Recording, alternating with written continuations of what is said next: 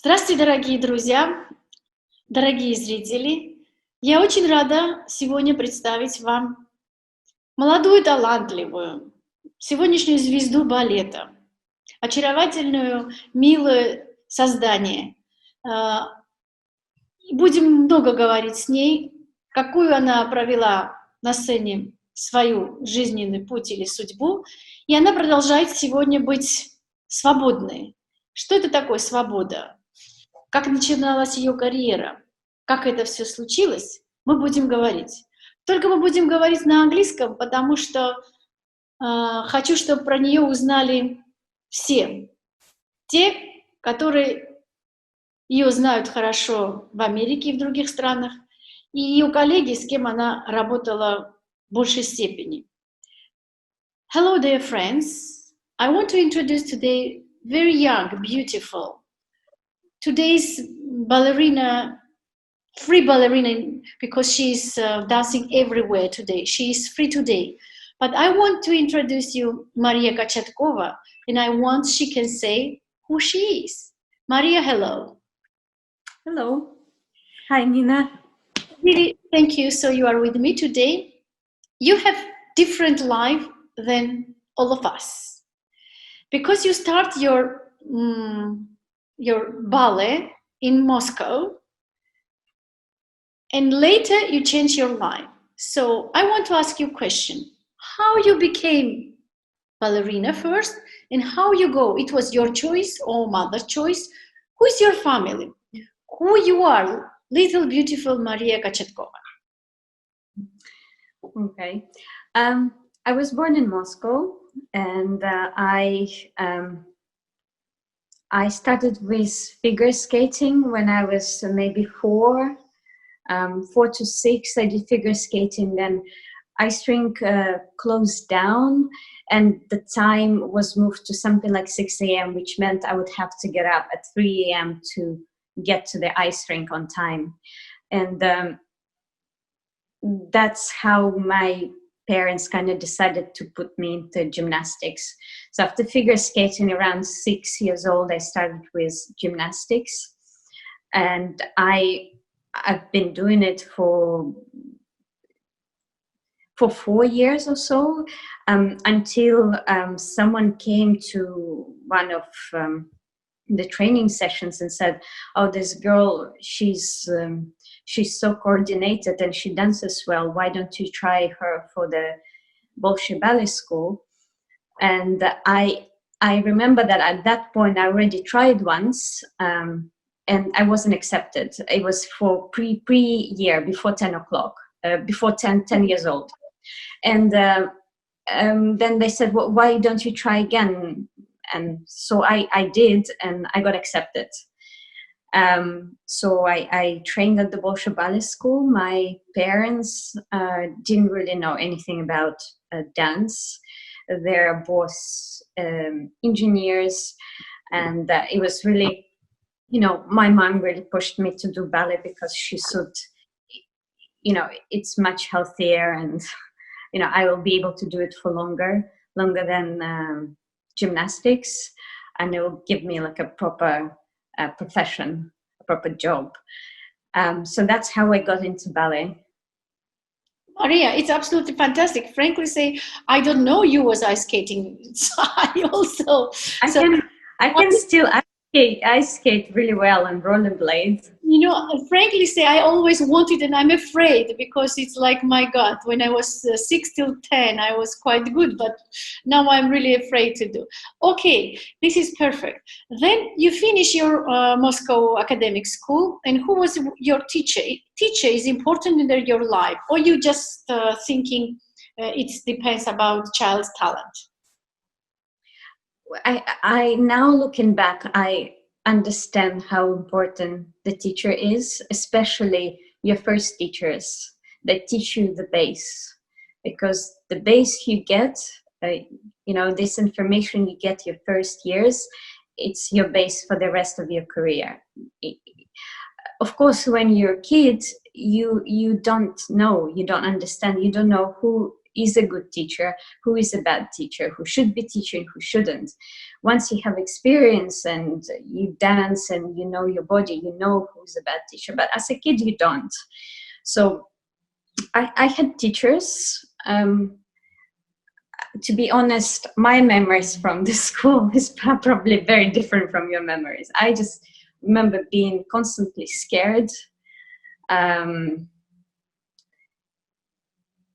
Happy memories, I don't know, not so many. Just fear.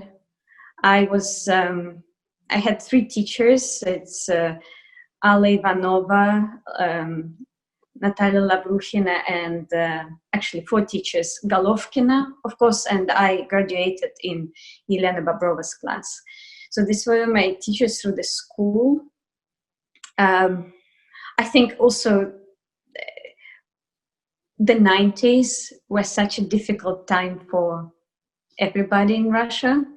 And of course, being at a Bolshoi ballet school was not easy either.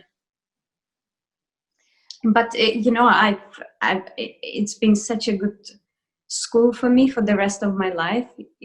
Even these things that I think went very good, they prepared me for the very tough life ahead. Not whatever people would say to me after, or if they tried to offend me. I had this toughness of the character because of everything we had to go through at school. And I know I'm not the only one. I think most of my classmates had this in them, this tough character.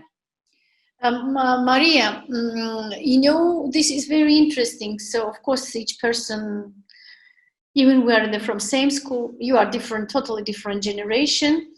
We have different feelings. But what I want to say, so your talent we see. I remember when you was little girls, and we did first time Balanchine the Bolshoi with Susan Farrell. So you was one of these, my little ballerina in this performance. So you danced there. And frankly say, later, I met your mother in the Bolshoi, and I hear about you, Maria Kochetkova, and San Francisco Ballet, so Maria Kochetkova.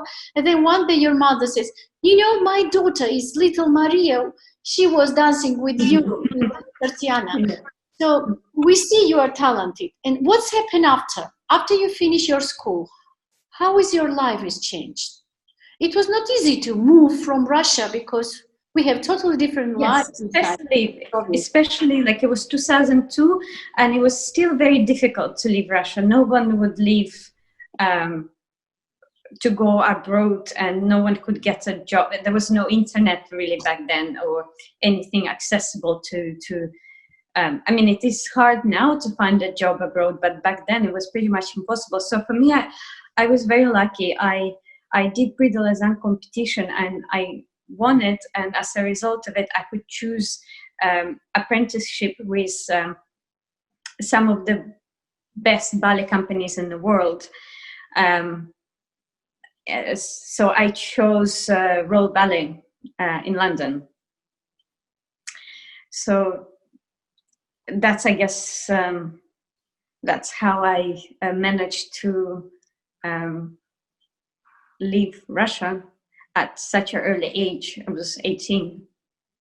But I don't think anyone has done. I think Polina and we were the first ones to leave Moscow so early on, right after the graduation. I don't think it has happened before. Exactly what I want to ask about it. So you went to Royal Ballet. You choose there to stay 1 year, right? Or you stayed there 2 years? Well, I had an apprenticeship for 1 year, and it was a very difficult, complicated year for the company as well, because the director changed halfway.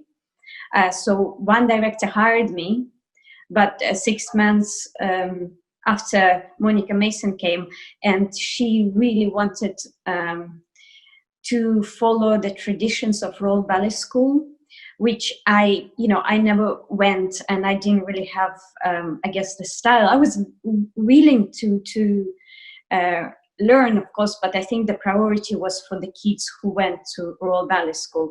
So she was not really, I kind of like happened to, get stuck in between. And so I don't think she was very interested in me as a dancer. And but I was really lucky again, and I managed to get a job with English National Ballet. And I spent 4 years there working. So yeah, I think beginning of my career was very very kind of unlucky and difficult. I was in a corps de ballet for a long time. I would not even get to do corps de ballet because I was not good enough. I never did corps de ballet at school, and then of course when you go in a company they put you, and it's a foreign language, it's a different style. I didn't understand many things, so it was very, very difficult for me to have all of that suddenly collapse on me for my first job when I was 18. Tell me, please. I want to ask this question, and I forget it. But how come you go to Lausanne? It's because you decided, or school sent it you? Because my time, we don't have choice. We are not. I want to go there or not. It was impossible. If school sent it you, and you have permission. Then they sent it me 4 times in the competition. But how did you go to Lausanne? Yourself or from school? No, I went myself because back in my day, no one was allowed to do competitions, and it was prohibited. I guess school was really worried about the students going and maybe losing, and then it would be a bad reputation for school. And but I remember very clearly, at one point, I haven't done anything wrong, but I was told that I will never be on the stage of the Bolshoi Theatre ever again while I was at school, which for me was like a kind of a click.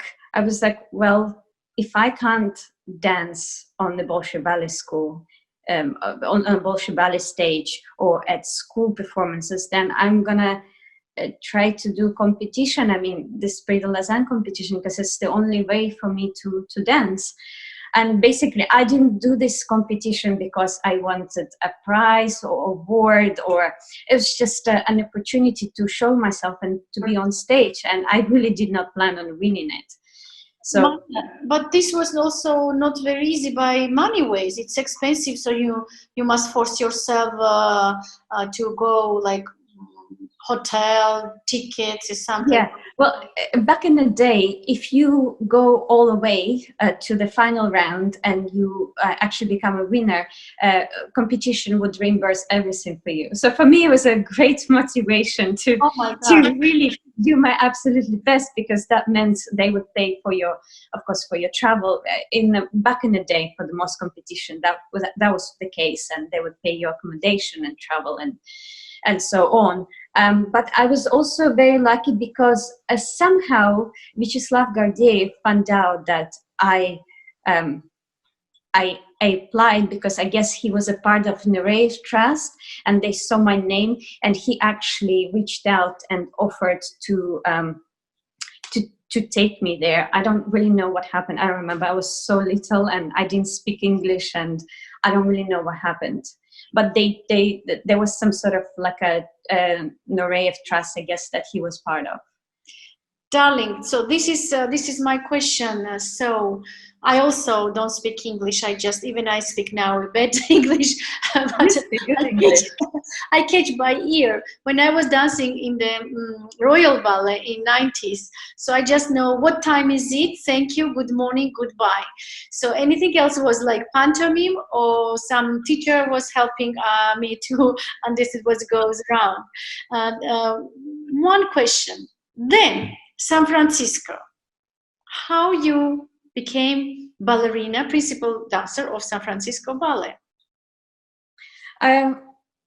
Actually, very kind of a magical story, because I saw the company perform in London, and I thought they were just amazing, incredible dancers and rep, and I was blown away. Actually, Yuri Posakov was performing too, and I just decided to send my VHS to pass with a conductor who was working both at English National Ballet and San Francisco Ballet, and they invited me to audition, but I couldn't get American visa because it was very complicated to get visa in America. I mean, it is now too. And it took me a while. And then I was on a winter break in Moscow, and I was taking classes at the Bolshoi. And Chris Wilden, he was doing his ballet there. And he saw me by chance in class, and he said, well, how come I haven't seen you before? Are you a dancer here? Or and I told him who I was, and his assistant was Katita Valdo, who was a principal ballerina at San Francisco Ballet then. And I said, oh, I sent my things to San Francisco Ballet, but I couldn't come. So he was actually the one who, just from meeting me and talking to me for 1 minute, he called Helgi and told him about me and said, look, you have to get this girl, and she's having problems with coming.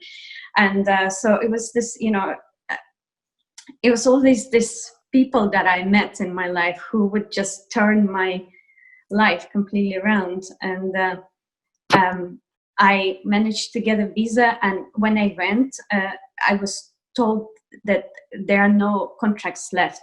And I was just going for fun because I have never seen America. I've never been there. I've never seen American company work. And it was really interesting. It was my spring break too. So I went and took a class, and the next day Helgi offered me a principal contract. So it was, I wasn't even principal back in London, but I guess he saw something in me that others didn't, and that's all it took. Darling, this is what we say in the Russia. So thanks God we have good people around who help us. So talent Absolutely. always needed help. Untalented people, somehow they're strong themselves. Talented people not. So we really need to support talented people. Thank you for Helgi. Thank you for Posokov, everybody who helps you. And you dance quite a long career with San Francisco Ballet. And same 11 years. You was guesting. And my question is, you work with so many different choreographers and you dance classical ballet. What you thinking? What you like it more? It's difficult to say, but how you feel to dance, to have just classical base, and you never do modern in the school. I know because we don't have this at all. So how you feel, and which choreographer close to you, and with whom you like it work today? Or let's talk about this a little bit. I mean, I guess, it's hard to do both. But then when I find myself just rehearsing one classical ballet, I'm not rehearsing anything, maybe a little neoclassical or contemporary, I miss something. I'm like, I wish I was rehearsing something contemporary, because it gives me some sort of like a different approach, different freedom. And then when I just rehearse contemporary, I'm thinking, if I was rehearsing Swan Lake, I would be in so much better shape now, and I could do this contemporary ballet really so much better than I am doing it now. So it's really, I have this fight always, but I think I really enjoy having balance of both, but a good balance, a smart balance, not, of course, I don't want to be dancing in flat shoes, some contemporary choreography, and then going into tutu and point. Of course, that's difficult, and I don't think it's healthy.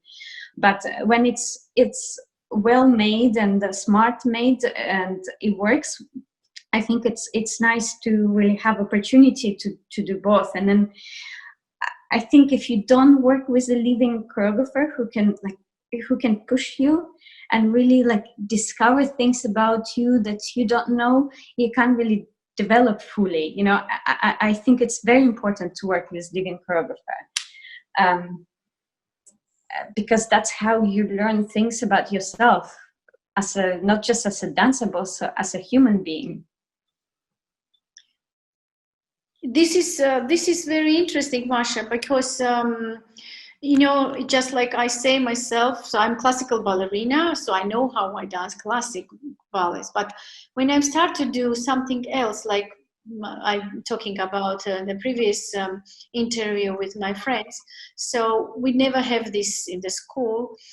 So I was feeling always, oh my God, am I do good? Am I good? Do not. So it's good for me or not? But still, I was feeling so it's not enough I do for this contemporary dance. I can do more, but now it's too late. So and choreographers, what you think? Different choreographers work different way. What you prefer when choreographers comes ready for you totally, or you do together work? I I used to.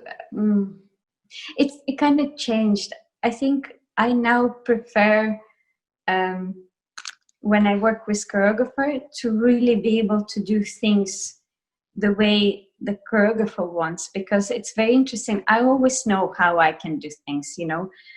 Of course I can put a phrase together with certain, like, you know, style, and but it's really interesting for me to kind of be able to get into the head of the choreographer and think the way this person thinks in front of me, you know, because that's how you learn things.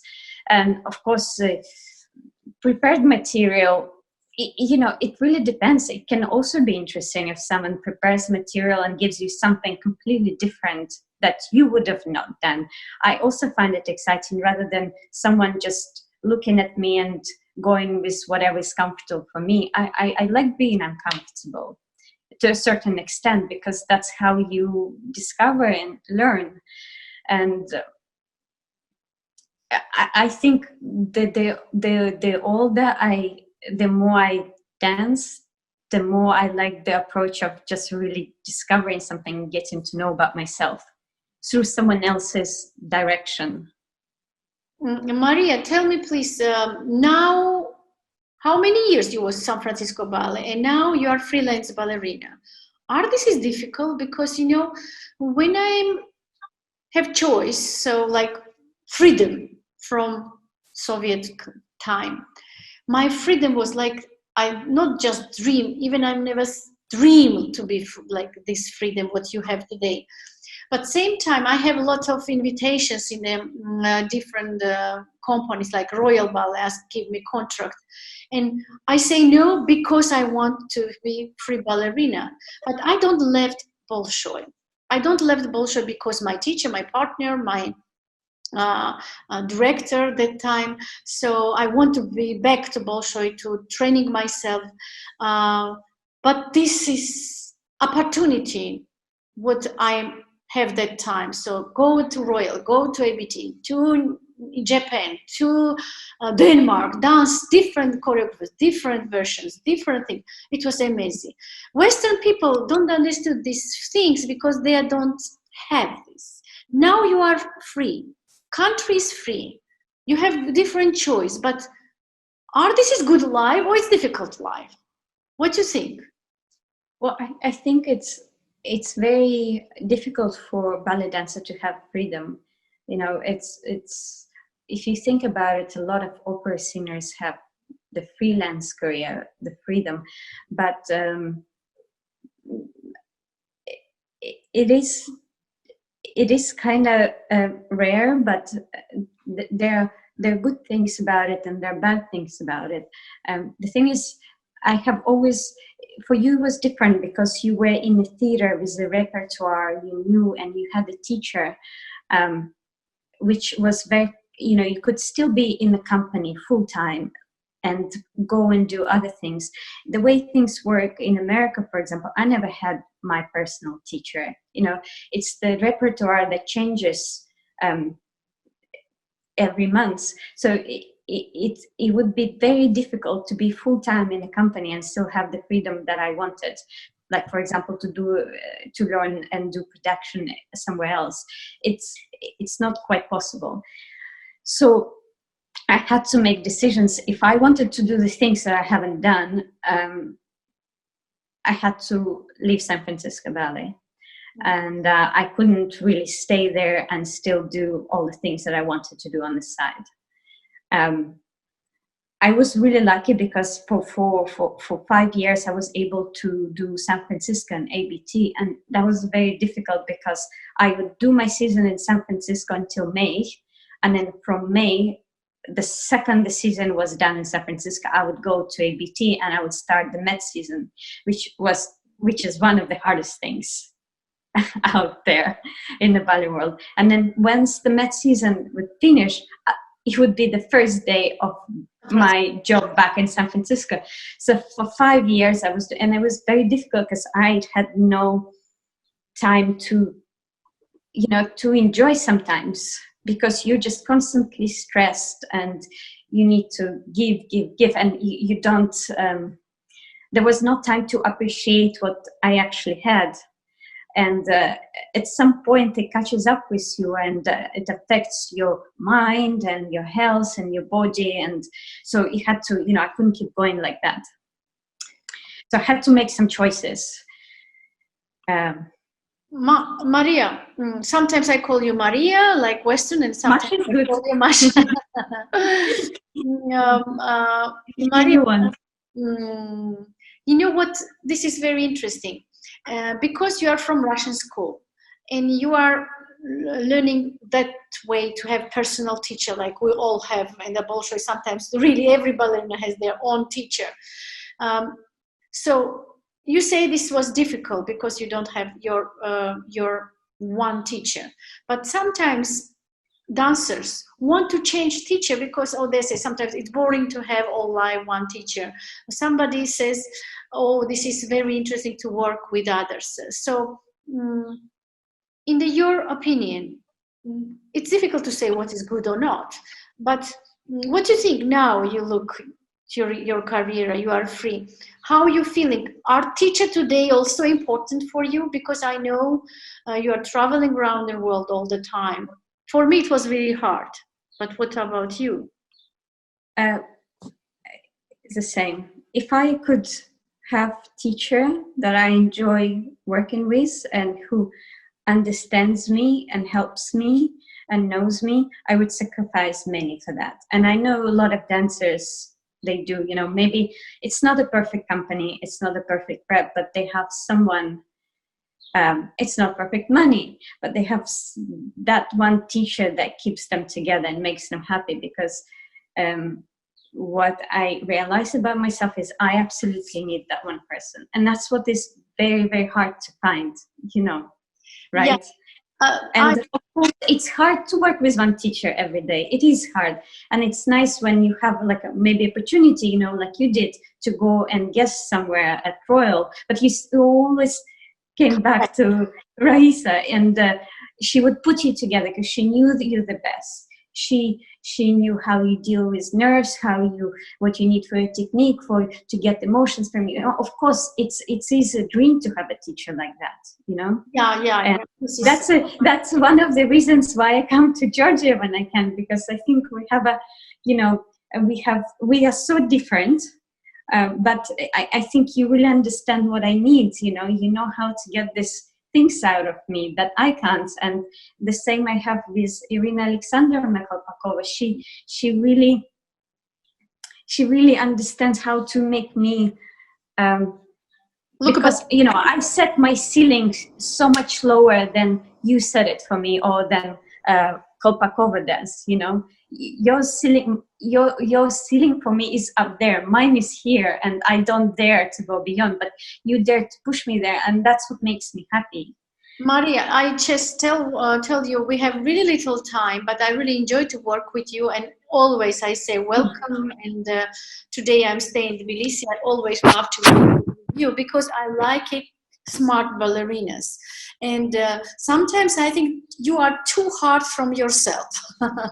This is to criticize to yourself. Today, this is that's why I need someone like you. So I start thinking. Sometimes what I see today, young one, they're totally not criticize themselves. They think they're great enough. So we always needed to have balance, and exactly like you say, why I love my teacher always was so hard.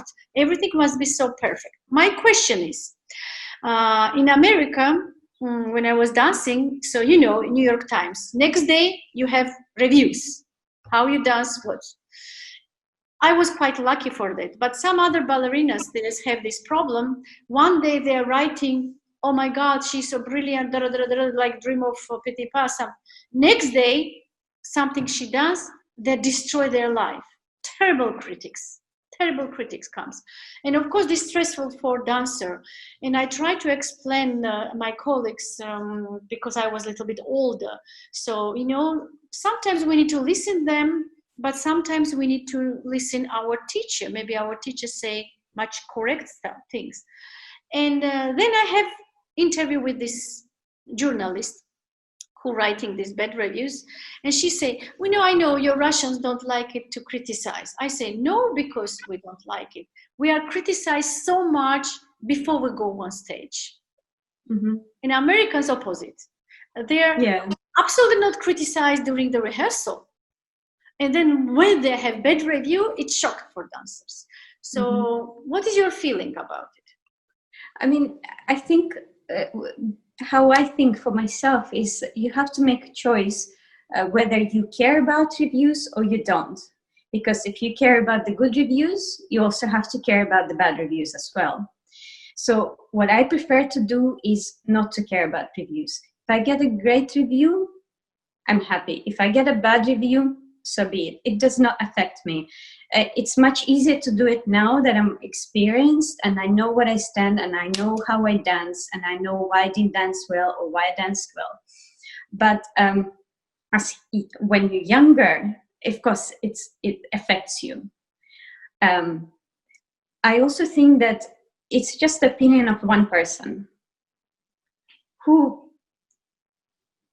doesn't really know what you were trying to do, why. Maybe they had a bad day, this person. Maybe I had a bad day. Maybe something happened in the family. Maybe someone, maybe they're, I don't know, maybe they're hungry. It's just opinion of one person.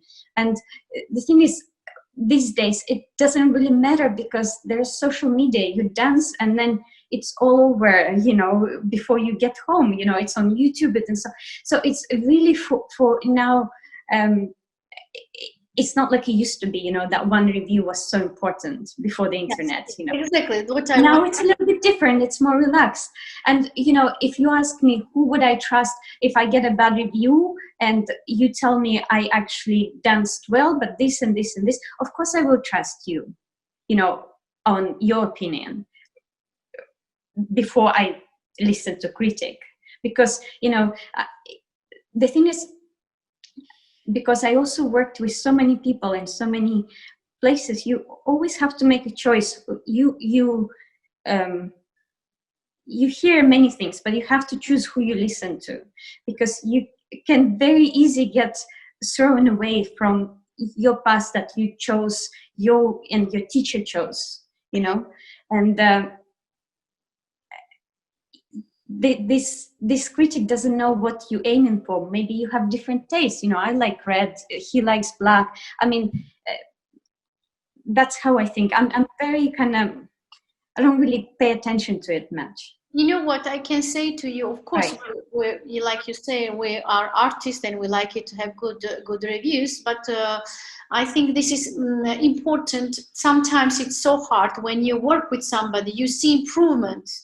You see your improvement. How hard this girl's doing and how we do this. And audience and critics who come today, they see results. Results must be really good and really high. And you are exactly, this is just one person. Today's media is help us because you are immediately everybody see. And most important, if you sell tickets, right? So you sell tickets, people want to come to see your performance. I think this is best review. One other question, Maria, what I want to tell you, we talk about this a little bit. System of work. So you work in Europe and you work in the United States and you work ABT. You mentioned ABT is one of difficult company. I agree with you because it's everyday work is different and difficult there. So system, what you prefer? European, like repertoire, or like ABT? Well, it's like it's two extremes. I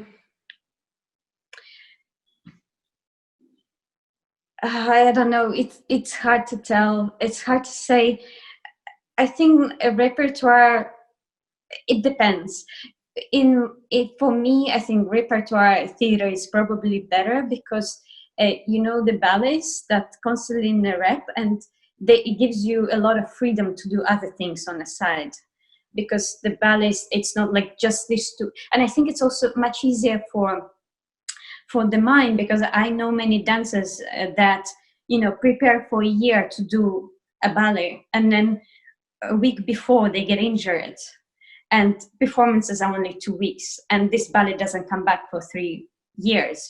That means they've done all that work. It's I just find it's when it's in blocks, it's way more stressful for dancers, but I think it's a much cheaper way of having the productions, making theater go on. This is what I told you. So one point, yes, same point I can say you. I was in the Bolshoi 23 years, and all of us, you don't found it any ballerina who was happy to about dancing enough performance. I also waiting like my swan leg, because I was youngest ballerina, and maybe it will be just 3 swan leg, and then sorry, Nina, you are young, you need to wait. In the ABT, when I move, I have during the month 14 performance, what I don't have full years in the Bolshoi. So yeah. This is very hard. Both situation, it's difficult. I mean, when I was at English National Ballet, we did 70 Sleeping Beauties, which now I would have hated. But when you're 18, that means that everyone will get the opportunity.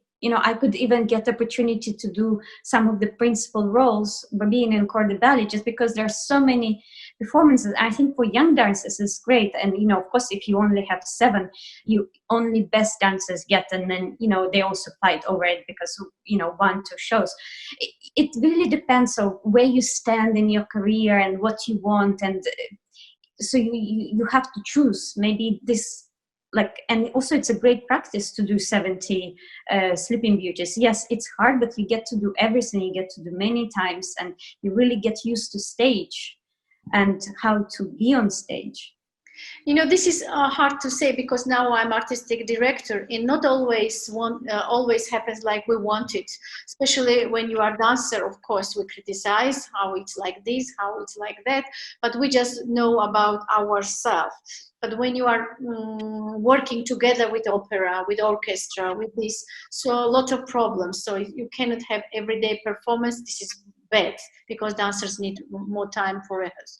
If you have too little performance, also bad for dancers, because they don't have chance to go on stage.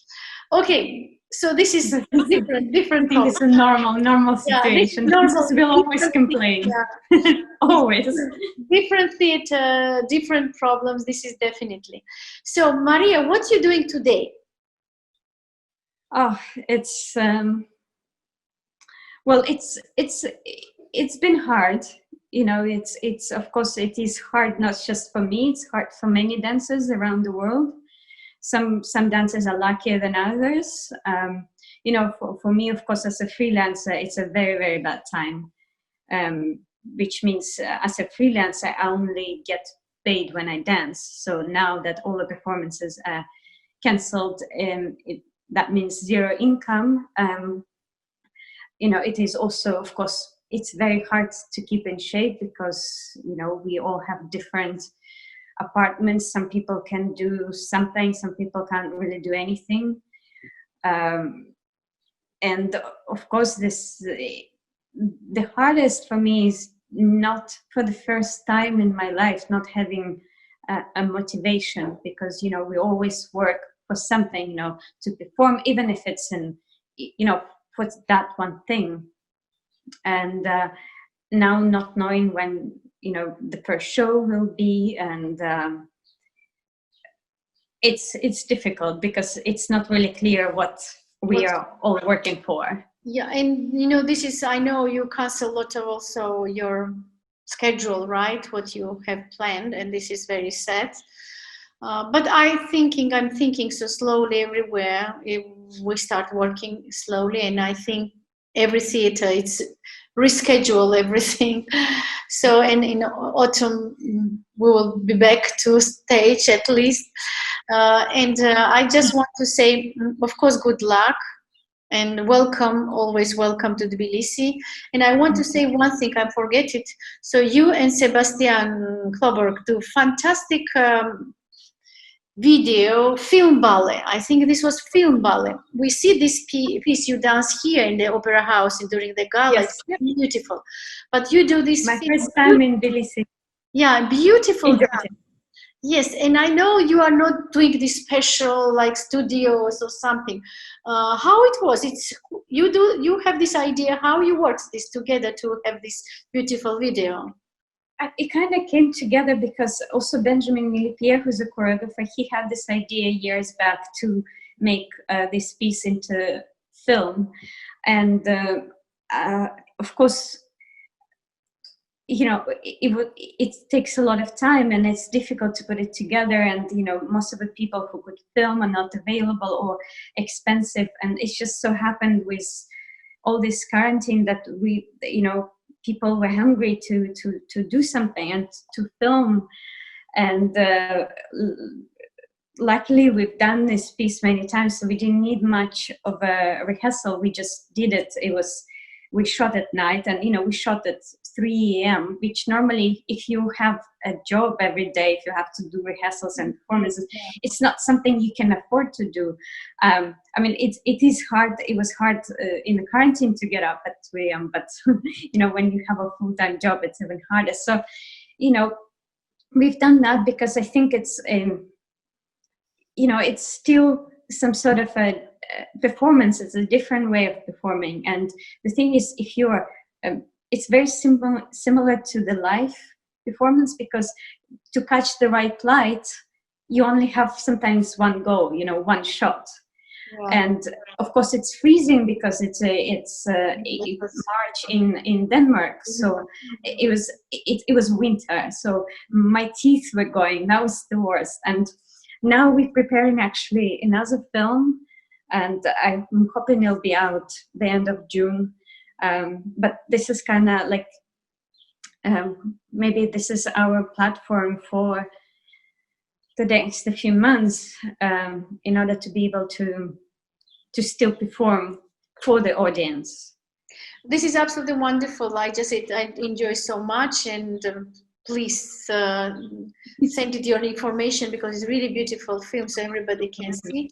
Thank you so much to be with me together. We talk about a lot of things, and the question is, what you want to say to a young one today, this situation? It's a hard one. And, you know, last week I was thinking about something, and I was like, oh, this would be such a good advice for me when I was young, and now I forgot what it was. I think it's in our job, I think it's very important to have patience, discipline, patience, and believe yourself. Work, not to always get anything, just to work. I think it's important to know that this is really what you love to do, because then no matter what you go through, bad reviews, good reviews, no studio, no theater, you still, you know, there's light on the other side of the tunnel. And you need to be happy and go on, right? Not stop. Yeah, to try to have this. I'm a pessimist, so it is hard for me to say be happy, but you're the opposite. I feel like you're the opposite. I'm totally opposite, yeah. But of course this helps. If you can, of course it helps. And I want to say, you're amazing, because you're working every day. I see your videos, you make it your little studio, and you're still working, and you continue to do this. Please do. And please be example for young one. And good luck. And we love to see you again on stage. And thank you. Thank you so much for talking to me. So good to see you. Мария, я тебя очень люблю. Я тебя считаю в какой-то степени, не знаю, вот какое-то такое родное что-то чувство у меня есть к тебе. И я очень надеюсь, что мы увидимся. Взаимно. Любая моя помощь, ты знаешь, я всегда рада. Thank you so much. Спасибо. Goodbye and good luck. Спасибо.